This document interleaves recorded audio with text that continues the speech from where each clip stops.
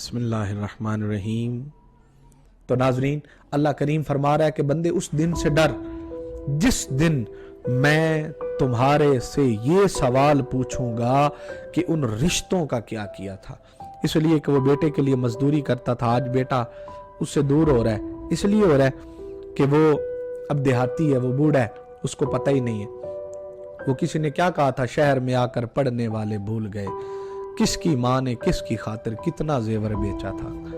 आका अलैहिस्सलातु वस्सलाम की वो अहादीस मुबारका और वो वाकया हमारे लिए इतना मशाले राह है कि शायद इससे बढ़कर कुछ ना हो कि एक गजवा में आका अलैहिस्सलातु वस्सलाम की रजाई बहन जनाब सीमा, जो हजरत दाई हलीमा की बेटी थी, उनके कबीले के जंग में लोग कैद हो गए और उनमें जनाब सीमा का हस्बैंड भी था, खामिद भी था।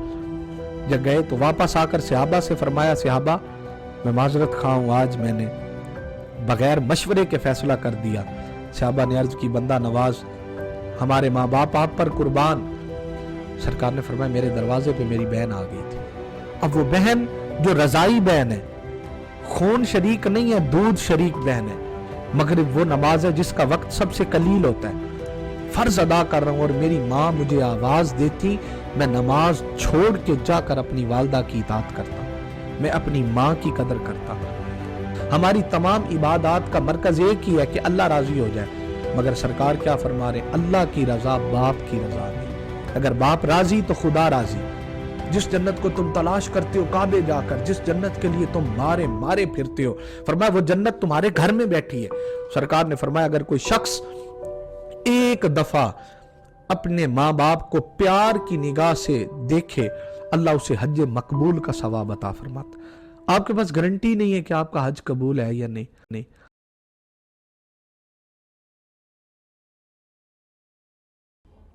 बिस्मिल्लाहिर्रहमानिर्रहीम।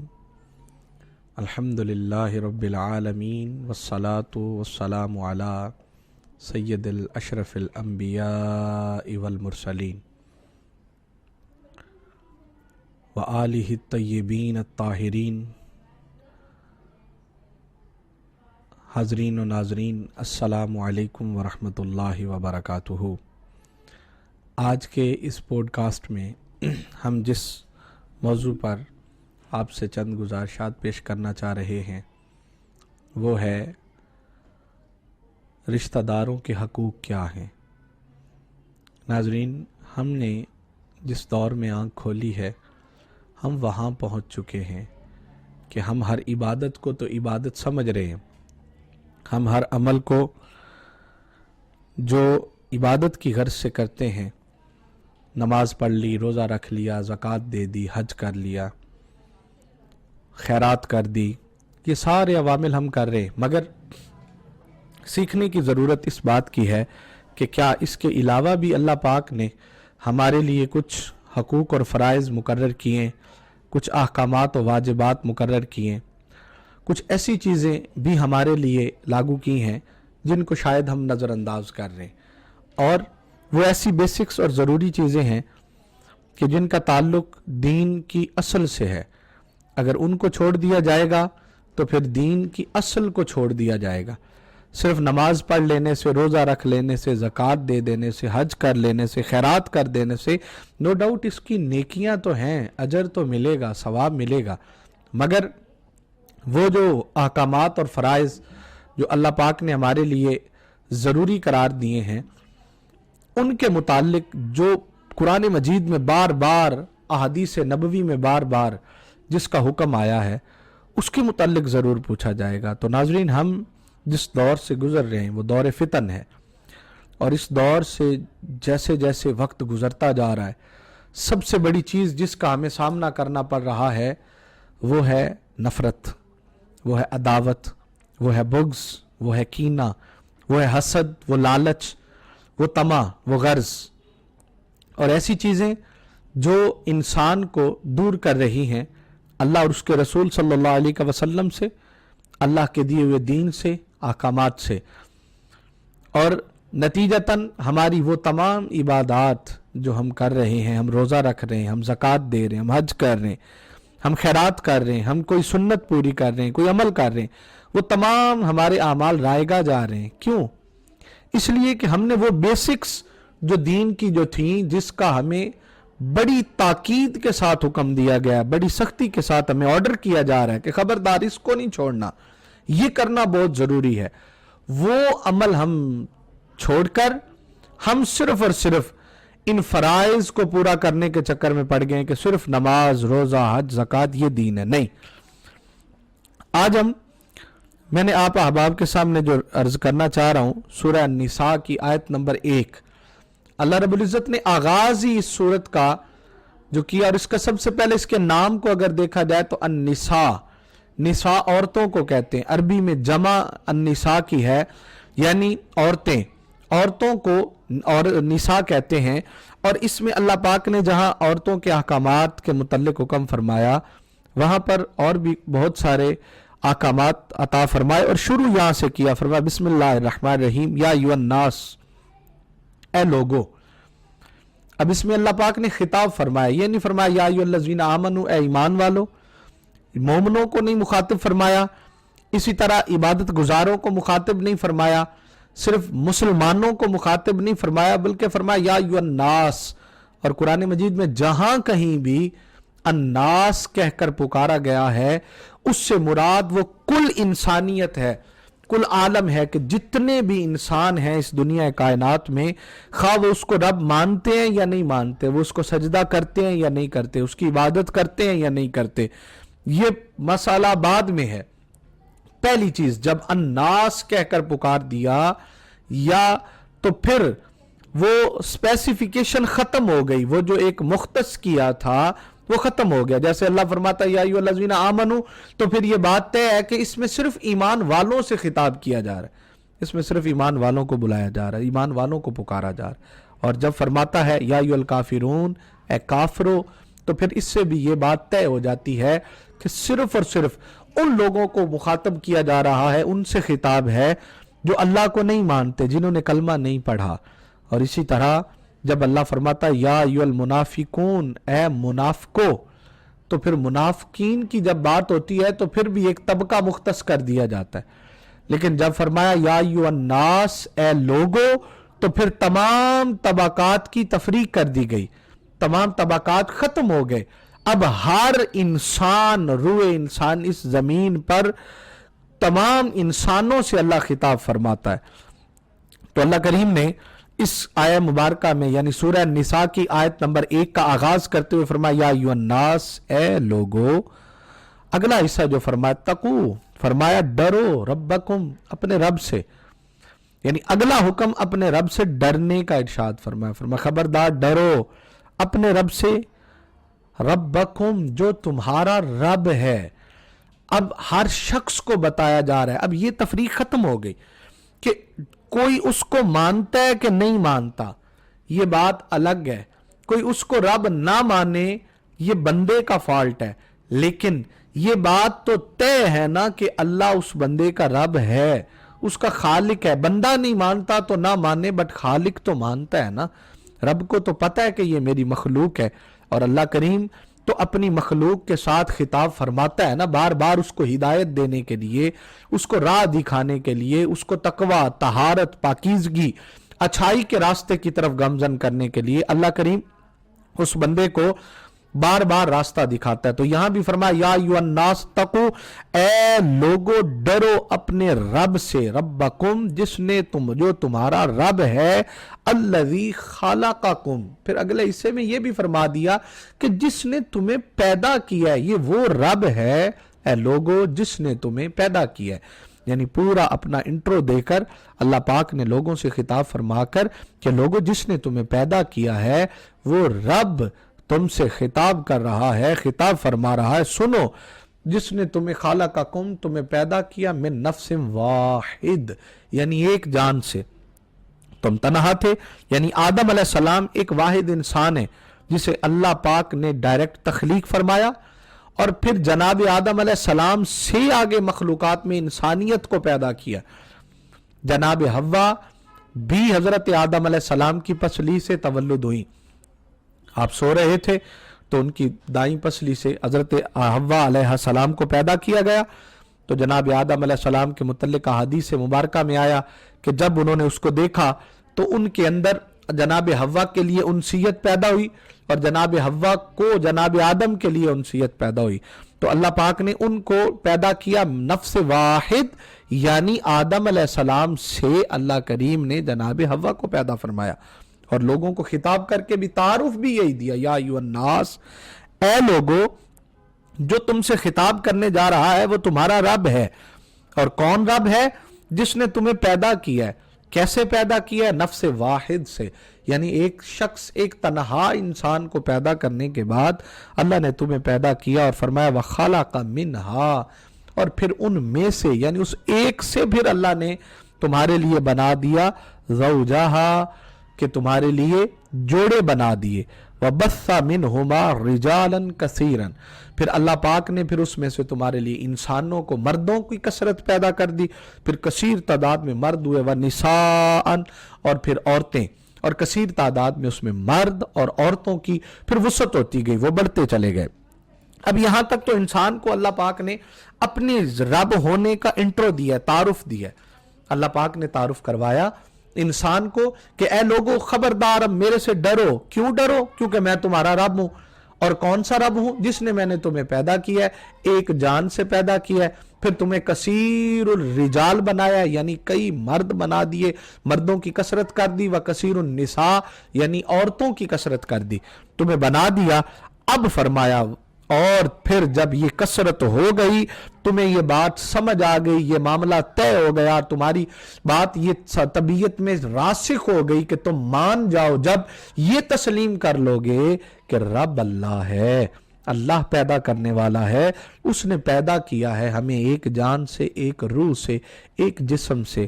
جب پیدا کیا ہے تو ہمیں اس نے اتنی کثرت دی. اب اگلے حصے میں خالق کائنات فرمایا واتقوا اللہ، اور تم پھر ڈرو اپنے رب سے، اپنے رب کا تقوی اختیار کرو. لوگو تقوی اختیار کرو، پرہیزگاری اختیار کرو، ڈرو. کیسا تقوی اختیار کریں؟ فرمایا الذی تساءلون بہ، فرمایا اس دن سے بھی اپنے رب سے ڈرو جس دن وہ تم سے سوال کرے گا، وہ پوچھے گا. اب یہ یہاں ناظرین رک کر یہ سوچنے کی بات ہے، کتنا خوبصورت خطاب فرما رہا ہے رب کائنات. اب آغاز کیا فرمایا؟ اللہ نے فرمایا لوگو ڈرو میرے سے. کیوں؟ میں تمہارا رب ہوں جس نے تمہیں پیدا کیا، جسد واحد سے پیدا کیا، ایک روح ایک جان سے پیدا کیا. جب ایک جان اور ایک روح سے رب نے پیدا کر کے اپنا پورا تعارف کروا دینے کے بعد کہ ایک جان سے کثیر تعداد میں تمہیں پیدا کر دیا، جب تعارف کروا دیا تو پھر فرمایا اس دن سے ڈرو. کس دن سے؟ کیا اس دن سے ڈریں جس دن نماز کا سوال ہوگا؟ ہاں وہ بھی سوال ہوگا، معافی نہیں ہے، پوچھا جائے گا. کیا اس دن سے ڈریں جس دن روزوں کا حساب ہوگا؟ ہاں ان کا بھی ہوگا، معافی نہیں ہے، پوچھا جائے گا. کیا اس دن تم سے پوچھا جائے گا؟ اس دن سے ڈرو جس دن پوچھا جائے گا کہ طاقت تھی زکوٰۃ نہیں دی. ہاں پوچھا جائے گا، اس سے بھی انکار نہیں ہے، اس کا بھی حساب دینا ہوگا. ہمت تھی، اسباب تھے، وقت تھا، حج نہیں کیا تو پوچھا جائے گا. ہاں فرمایا اس سے بھی پوچھا جائے گا اس بارے میں. لیکن یہاں جو اتنا بڑا تعارف اللہ کریم نے اپنی ذات کا کروانے کے بعد فرمایا کہ اس دن سے ڈرو جب میں تم سے سوال کروں گا. باری تعالیٰ کس بارے میں تو ہم سے سوال کرے گا؟ تو فرمایا لوگو ارحام، یعنی تمہارے خونی رشتوں کے متعلق میں تم سے سوال کروں گا. اللہ پوچھے گا کیا میں نے تمہیں، نماز تو تم نے پڑھ لی، روزہ تو تم نے رکھا، زکوٰۃ تو تم نے دی، حج تو تم نے کی، خیرات بھی کی، تو سخی بھی کہلوایا، تو نے سنتیں بھی ادا کی، داڑھی بھی رکھ لی، سب کچھ کیا. مگر فرمایا وہ جو میں نے تجھے ماں کا رشتہ دیا تھا، کیا ماں سے اس نے سلوک کیا؟ کیا جب وہ بڑھاپے کی حالت میں ماں اور باپ پہنچ گئے تو تم نے ان کے ساتھ کیسا سلوک کیا؟ پھر وہ جو تمہارے رشتے میں بھائی تھے ان کے ساتھ تم نے کیسا سلوک کیا؟ اور پھر وہ جو تمہاری بہن تھی، جو تمہارے خون کا رشتہ تھا، تو نے اس کے ساتھ کیسا سلوک کیا؟ پھر وہ جو تمہاری خالائیں تھیں، تیری ماں کی بہن تھی، ان کے ساتھ کیسا سلوک کیا؟ جو تیری ماں کے بھائی تھے، تیرے ماموں، ان کے ساتھ کیسا سلوک کیا؟ پھر جو تیرے باپ کے بھائی تھے، تیرے چچا، جو باپ کی بہنیں تھیں، پھوپھیاں، ان کے متعلق پوچھا جائے گا کہ کیا ان کے ساتھ سلوک کیا؟ پھر ان کے رشتہ داروں کے ساتھ کیسا سلوک کیا؟ پھر ان کے بچوں کے ساتھ کیسا سلوک کیا، پھر ان رشتوں کے ساتھ تمہارا رویہ کیسا تھا؟ کیا تم اپنی آسانی کے دنوں میں ان کی غربت کو بھول گئے؟ کیا تم اپنے کھانے کے اسباب کے دنوں میں ان کی بھوک کو بھول گئے؟ کیا تمہارے پاس سب کچھ تھا مگر وہ بھوک کو بلکتے رہے، وہ بھوک سے تڑپتے رہے؟ تمہارے پاس سب کچھ تھا مگر تم نے ان کا مداوا نہیں کیا، مگر تم نے ان کی خیر خواہی نہیں کی، مگر وہ بھوکے تھے تم نے انہیں کھانا نہیں پیش کیا، وہ تنگ دست تھے تم نے ان کی تنگ دستی کے اسباب پیدا نہیں کیے، ان کا کیا کیا؟ ان کے ساتھ پوچھا جائے گا۔ فرمایا الارحام، جو میں تم سے سوال کروں گا، یہ جو میں تمہارا رب ہوں جس نے تمہیں جسد واحد سے پیدا کیا، اس دن سے ڈرو جب میں پوچھوں گا کہ رشتوں کا سلوک کیسا تھا۔ کیا جب تجھے وقت ملا اور تو نے اپنے اسباب ہونے کے ساتھ ساتھ رشتے توڑنے شروع کر دیے، نفرتیں پھیلانا شروع کر دی، رشتہ داروں کے لیے دروازے بند کر دیے، بہن کے لیے دروازہ بند کر دیا، بھائی کے لیے بند کر دیا، ماں کے لیے بند کر دیا، اپنے بزرگوں کے لیے رشتے دروازے بند کر دیے اور ان سے محدود ہو گئے کہ ان کے ساتھ تمہارے مقابلے چل پڑے، تو نہیں، آقا علیہ الصلوۃ والسلام نے فرمایا وہ شخص ہم میں سے ہے ہی نہیں جو 3 دن سے زیادہ اپنے کسی رشتہ دار کے ساتھ قطع تعلق کرے، 3 دن سے زیادہ کسی سے رشتہ توڑے، تعلق توڑے۔ مگر ناظرین، ہم جس دور میں کھڑے ہیں، کیا اگر ہم یہ دعویٰ کر سکتے ہیں کہ ہم نے ہر کسی کے ساتھ حسن سلوک کر رکھا ہے؟ ہماری پہلی بات کا آغاز ہی یہ ہوتا ہے کہ فلاں نے یہ کہہ دیا، وہ ایسا ہے، وہ ایسی ہے، وہ ایسے کہتا ہے، وہ ایسی کہتی ہے، وہ ایسے کرتا ہے۔ ہم دوسروں کے عیب ڈھونڈنے میں لگے، ہم اپنے عیبوں پہ نظر ہی نہیں ڈالتے، ہم اپنی غلطیوں کو ایڈمٹ کرنے کو تیار ہی نہیں ہیں، ہم اپنی غلطیوں کو تسلیم کرنے کو تیار نہیں ہیں، مگر ہم دوسروں کے عیب جوئی کرنے میں ہم بڑے ماہر ہیں۔ دوسروں پہ سوال اٹھانا، دوسروں پہ انگلی اٹھانا، دوسروں کی غلطیاں نکالنا، دوسروں کی لغزشوں کو بڑی تیزی کے ساتھ ہم جو ہے وہ کاؤنٹ کرنے پہ لگ جاتے ہیں۔ تو ناظرین، اللہ کریم فرما رہا ہے کہ بندے اس دن سے ڈر جس دن میں تمہارے سے یہ سوال پوچھوں گا کہ ان رشتوں کا کیا کیا تھا۔ آج کل پھر بیٹا پڑھ لکھ گیا، جو ہے کوئی بڑا افسر بن گیا، بڑی دولت آ گئی، جائیداد آ گئی، تو وہ جو ان پڑھ باپ جس نے مزدوری کر کے ہاتھوں کے اوپر سختیاں لا کر اس کے ہاتھوں میں جو ہے نا وہ گلٹیاں بن گئی، اس لیے کہ وہ بیٹے کے لیے مزدوری کرتا تھا، آج بیٹا اس سے دور ہو رہا ہے، اس لیے ہو رہا ہے کہ وہ اب دیہاتی ہے، وہ بوڑھا ہے، اس کو پتہ ہی نہیں ہے۔ وہ کسی نے کیا کہا تھا، شہر میں آ کر پڑھنے والے بھول گئے کس کی ماں نے کس کی خاطر کتنا زیور بیچا تھا۔ تو بھائیو، قرآن مجید کی سورہ النساء کا آغاز بھی اللہ پاک نے اس بات سے کیا ہے، اپنا تعارف کروانے کے بعد فرمایا ان رشتوں کی قدر کرو، ان کے ساتھ اچھا تعلق کرو۔ آقا علیہ الصلوۃ والسلام کی وہ احادیث مبارکہ اور وہ واقعہ ہمارے لیے اتنا مشعل راہ ہے کہ شاید اس سے بڑھ کر کچھ نہ ہو کہ ایک غزوہ میں آقا علیہ الصلوۃ والسلام کی رضائی بہن جناب سیما، جو حضرت دائی حلیمہ کی بیٹی تھی، ان کے قبیلے کے جنگ میں لوگ قید ہو گئے اور ان میں جناب سیما کا ہسبینڈ بھی تھا، خامد بھی تھا، اور وہ اس کے لیے بال اکٹھا کر رہے ہیں، حصہ لے رہے ہیں کہ جس کا فدیہ ادا کر کے وہ اپنے قیدیوں کو چھڑوائیں گے۔ جب جناب سیما کو پتہ چلا تو انہوں نے کہا میں حاضر ہوتی ہوں، بارگاہ مصطفیٰ صلی اللہ علیہ وسلم میں حاضر ہوئی۔ سرکار کھڑے ہو گئے، میرے نبی نے اس کے کہنے پر قیدیوں کو بھی چھوڑ دیا، بہت سے تحائف دیے اور بہن کو راستے تک چھوڑنے تک کے لیے گئے۔ جب گئے تو واپس آ کر صحابہ سے فرمایا، صحابہ میں معذرت خواہ ہوں، آج میں نے بغیر مشورے کے فیصلہ کر دیا۔ صحابہ نے عرض کی، بندہ نواز، ہمارے ماں باپ آپ پر قربان، آپ قادر ہیں، آپ کر سکتے ہیں فیصلہ، پر بتا تو دیجئے ایسا کیوں کیا؟ سرکار نے فرمایا میرے دروازے پہ میری بہن آ گئی تھی۔ اب وہ بہن جو رضائی بہن ہے، خون شریک نہیں ہے، دودھ شریک بہن ہے، آقا علیہ الصلوۃ والسلام نے اس کی بھی اتنی قدر کی کہ زمانے کو دکھا دیا۔ سرکار فرمایا کرتے تھے کہ میرا دل کرتا ہے کہ میں مغرب کے فرض ادا کر رہا ہوں، مغرب وہ نماز ہے جس کا وقت سب سے قلیل ہوتا ہے، فرض ادا کر رہا ہوں اور میری ماں مجھے آواز دیتی، میں نماز چھوڑ کے جا کر اپنی والدہ کی اطاعت کرتا، میں اپنی ماں کی قدر کرتا۔ اور آقا علیہ الصلوۃ والسلام نے فرمایا اللہ کی رضا، ہم نماز کیوں پڑھتے ہیں؟ اللہ کو راضی کرنے کے لیے۔ ہم روزہ اس لیے رکھتے ہیں اللہ راضی ہو جائے، ہم زکوٰۃ اس لیے دیتے ہیں اللہ راضی ہو، حج اس لیے کرتے ہیں اللہ راضی ہو جائے، ہماری تمام عبادات کا مرکز ایک ہی ہے کہ اللہ راضی ہو جائے۔ مگر سرکار کیا فرما رہے ہیں؟ اللہ کی رضا باپ کی رضا میں، اگر باپ راضی تو خدا راضی، اگر باپ راضی نہیں ہے تو خدا بھی کبھی راضی ہو سکتا نہیں ہے۔ جنت کا دروازہ قرار دیا باپ کو، اور پوری جنت تحت اقدام الامہات، فرمایا تمہاری ماؤں کے قدموں کے نیچے ہے۔ جس جنت کو تم تلاش کر رہے ہو مسجد میں جا کر، جس جنت کو تم تلاش کرتے ہو کعبے جا کر، جس جنت کے لیے تم مارے پھرتے ہو، فرمایا وہ جنت تمہارے گھر میں بیٹھی ہے۔ جو جنت تمہارے گھر میں ہے اس سے تو کوئی فائدہ حاصل کرو۔ سرکار نے فرمایا اگر کوئی شخص ایک دفعہ اپنے ماں باپ کو پیار کی نگاہ سے دیکھے، اللہ اسے حج مقبول کا ثواب عطا فرماتا۔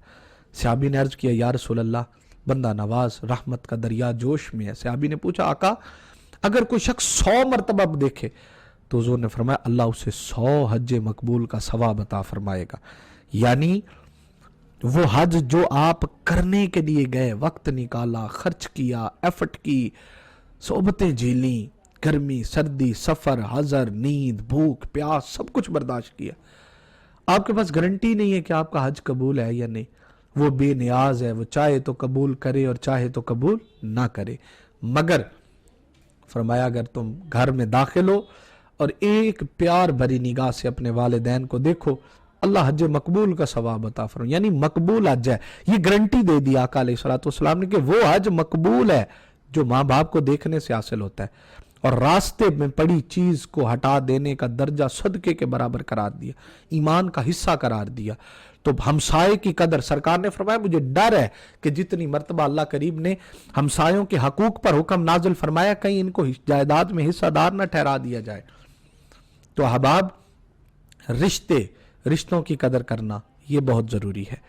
ہمارا اصل دین ہی یہ ہے کہ اپنے خونی رشتوں کی قدر کیجئے، رشتے مت توڑیے، چند ضروریات کے لیے، تھوڑے سے لالچ کے لیے، تھوڑی سی قیمت کے لیے، جائیداد کی خاطر، اپنی انا کی خاطر رشتے مت توڑیں، رشتوں کی قدر کریں۔ خونی رشتوں کی قدر کرنے سے ہی جا کر دین مکمل ہوتا ہے۔ اور سورہ نساء کی یہ مبارک آیت اور آخر میں فرمایا ان اللہ کان علیکم رقیبا، کہ بے شک اللہ اس پر بہترین نگہبان ہے تمہارا کہ تم اپنے رشتہ داروں کے ساتھ کیسا سلوک کرتے ہو، اپنے رشتہ داروں کے ساتھ آپ کا کیسا تعلق ہے، کیسا سلوک ہے۔ اگر یہ کامل سلوک ہوا تو پھر اللہ ہر عبادت کا اجر عطا فرمائے گا۔ ناظرین، اللہ کریم ہمیں صحیح معنوں میں دین سیکھنے اور اس پر عمل کرنے کی توفیق عطا فرمائے۔ اجازت دیجیے، السلام علیکم ورحمۃ اللہ وبرکاتہ۔